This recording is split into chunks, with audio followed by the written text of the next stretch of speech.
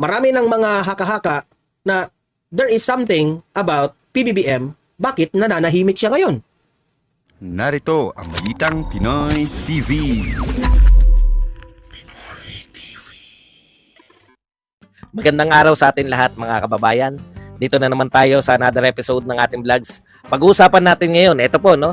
Walang masyadong movement ang mga balita ngayon sa mga mainstream media. Okay? Pero may isa lang na nag-trending ngayon. Nag-trending dahil si Presidente Bongbong Marcos ay yung taong bayan, sinisingil siya sa kanyang opinion patungkol po dito sa nangyari sa Ayungin Shoal. Diba? Yung may naputol na daliri na kasamahan natin sa dyan sa mga nag-resupply mission. Okay? So, nag-trending kasi hanggang ngayon si Presidente Bongbong Marcos wala pa ring statement. Ha? Sa ngayon ha, di ko lang alam ha kung nagbigay na ba siya ng statement patungkol dyan. Pero sa ngayong oras na ito na basing sa aking nagre-research ako sa mga balibalita, wala pang tiklop pa rin ang bibig ng Malacanang patungkol dito. So, trending siya ngayon dahil hinanap siya ng taong bayan. Trending kasi gusto malaman ng taong bayan kung ano ang kanyang isasagot dito. Ano ang next move ng Pangulong Bongbong Marcos sa tumataas na tensyon dito sa hidwaan natin with China. Okay? So dito, sa balita na ito, ang i-share ko na video is ang itong diplomatic solution sa tumitinding sigalot sa West Philippine Sea. Yan ay ipinanawagan ng mga senador. At isa sa mga nagpapa-interview dito ay itong si Alan Peter Cayetano, which is maganda yung panawagan ni Senator Alan Cayetano, no? Kasi gusto niya diplomacy. Bakit ba to nagkaganito? In the first place, yung pananahimik mo, Mr. President, tungkol sa issue na ito, ibig sabihin, nalilito ka ba kung paano ito sasagutin? Nagtatanong lang kami, nahihiya ka ba na naging palpak yung approach nyo sa China? Di ba? So, sa pananahimik ni Presidente Bongbong Marcos sa issue na ito, yan ang ating pag-uusapan ngayon sa ating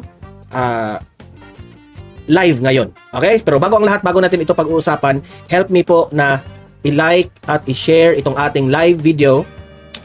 Like and share para guys kakalat ito sa taong bayan. Okay? Sabay-sabay tayong i-like at i-share itong video natin Facebook at YouTube. Ready? 1, 2, 3, go! Thank you very much. And also guys, paki-subscribe, paki-follow para lagi tayong updated sa mga balita na kagaya nito. Okay? Sabay-sabay nating i-follow at i-subscribe for those na maraming nanonood dito na hindi pa naka-follow at naka-subscribe. So sabay-sabay nating i-follow at i-subscribe. 1, 2, 3, go! Ayan, naka-follow and subscribe na ba? So, sa simulat sa poll, tama talaga ang sinabi ni former President Duterte. It's better we make friends with China. Bakit nananahimik ngayon ang ating Presidenteng Bongbong Marcos patungkol po dito sa mainit na issue? Mainit na issue sa West Philippine Sea. Ano bang nangyari doon sa West Philippine Sea? Nakita natin lahat yung video, di ba? Sa mga 2 latest vlogs ko, pinakita ko dito na galit na ang China, tumitindi ang galit nila sa atin, at tayo rin, yung mga government officials rin natin, galit na galit rin sa kanila. Meron pa nga akong nakitang video na I think nangyari yun sa airport. I don't know kung ngayon ba yun nangyari, pero isang conversation ng isang China na nagalit na yung immigration sa kanya. Pinagmumura na siya ng immigration. So that means to say, ang relasyon ng Pilipino at ang relasyon ng China hindi na masyadong maganda. Okay? Kung meron man kayong mga kakilala na may dugong in-check, I would advise na wag natin lahatin. Dahil lang dito sa tumitinding tensyon sa West Philippine Sea, hindi natin lalahatin because that's discrimination. Maraming pa namang mga matitino na mga in-check na nandito sa Pilipinas. Okay? So, nagsalita na itong si Alan Peter Cayetano. Dahil marami ng mga haka-haka na there is something about PBBM, bakit nananahimik siya ngayon? Ano ba ang sign sa isang tao? Masasabi ba nating tama yung sinabi ni former President Duterte na PBBM is a weak leader? Kayo, sang-ayon ba kayo? Kasi kung ako yung tatanungin nyo, kung weak ba itong si PBBM, para sa akin, sa pananaw ko, sa kanyang mga galaw, weak talaga. Unang bagay na nasabi ko, bakit weak si PBBM, umaasa kasi siya sa Amerika Umaasa siya sa Amerika na tutulungan tayo. Ang tanong, tutulungan ba tayo ng Amerika? Ako, in my own opinion, malabo. Kasi kung tunay na kaibigan ng Amerika ng Pilipinas, matagal nang sinusolusyonan yung tension na dyan. Nakapwesto na sana ang kanilang mga barko dyan sa Amerika para sila yung mag-asik ng peaceful na galawan dyan sa West Philippine Sea. Di ba? Pwede nilang gawin yan. Magpadala sila ng barko dito sa Pilipinas, ayan, magpwesto doon sa Ayungin Shoal, kung saan-saan magpwesto, para maiiwasan ang pangbubuli ng China. Yun ang tunay na kaibigan. Pero yung sinabi ni yung official ng yung sa Pentagon, official ng Amerika,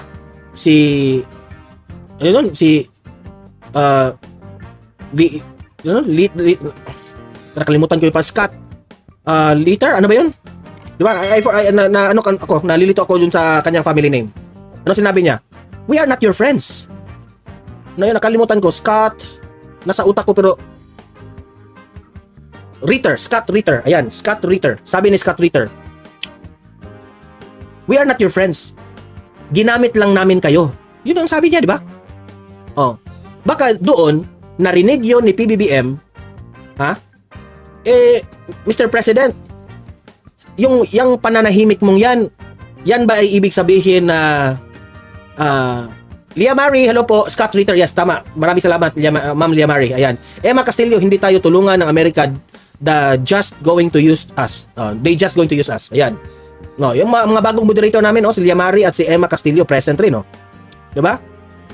So, ibig sabihin, baka itong si Presidente Bongbong Marcos, baka nagising ka na sa katotohanan. Baka meron kang bagong strategy po, Mr. President. Kasi alam mo, sa sitwasyon natin ngayon with China, walang mananalo sa atin. Hindi panalo ang China doon sa nangyari. At ang Pilipinas hindi rin panalo doon sa nangyari. Lahat, both countries, talo tayo doon dito sa sitwasyon na ito. Okay? When did it all started? Yan ang malaking tanong.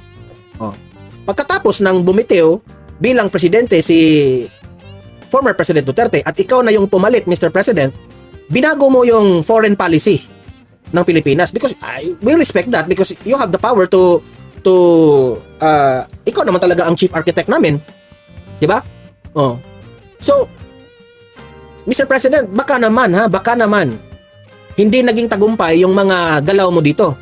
Baka naman pwede mong baguhin yung strategy mo. Okay? So dahil dito sa pananahimik mo ngayon, Mr. President, eto yung balita ngayon. Pakinggan, panoorin natin. Kasunod ng lumalalang tensyon sa pinag-aagawang teritoryo sa South China Sea o West Philippine Sea ay nanawagan ang ilang senador sa gobyerno na gumawa ng mas mapayapang solusyon dito. Narito ang balita ni Troy Gomez. Sabi nga ng mga political expert ngayon at sa mga comment section, ang pananahimik raw ni PBBM baka raw nagsisisi na itong si PBBM. Kayong mga audience ko dito, tatanungin ko kayo, sa tingin nyo ba, sa pananaw nyo, in your own opinion, itong pananahimik ni PBBM sa nangyari, nagsisisi na ba siya? Nagising na ba siya na mali yung kanyang ginawa? Habang patuloy na tumitindi ang tensyon sa West Philippine Sea, ay nananawagan si Senador Alan Peter Cayetano na agad na solusyonan ang problema sa diplomatikong pamamaraan. No one wins sa present situation ngayon. Klarong-klaro yun ang sinabi ni Alan Peter Cayetano. Itong senador na ito, magaling rin ito. Remember, ito yung pinili ni former President Duterte na maging vice presidente niya. Sa dami-daming gustong makipag-vice presidente ni former President Duterte, si Alan Peter Cayetano lang ang pinili niya. Kasi nakikita niya si Alan Peter Cayetano na may logic rin. Tama rin yung mga logical thinking nitong si Senator Peter Cayetano. Ano ang kanyang opinion patungkol dito, itong si Alan Peter Cayetano. Ano ang kanyang opinion? Daanin ito sa diplomatikong paraan. Okay? Diplomatic na solusyon. Anong ibig sabihin doon? Hindi solusyon yung maglagay ka ng EDCA, military bases. Hindi yun ang solusyon. Hindi solusyon na ipakita natin sa China na meron tayong Uncle Sab, meron tayong Amerika na tutulong sa atin. Hindi yun maganda para sa pananaw ng China. Insulto yun para sa kanila. Kumbaga, kung sa atin pa, delikadesa. Ginawa natin yan ng ating Pangulo. Ginawa mo yan, Mr. President, na makipagpulong sa Amerika, pinakita nyo sa China na tayo ay magkaalyado, plus nagtanim pa kayo ng mga military bases, yung EDCA na yan, mas lalo silang nagalit. Di ba? So, ano ang punto ko dito? Ang punto ko dito, yung foreign policy ng ating presidente, mali-mali. Ito na nga mga kabalita. Ano na ang masasabi nyo patungkol sa balitang ito? Please comment down below mga kabalita. Pag-usapan natin yan sa comment section. At kung di ka pa nakasubscribe sa ating channel, baka naman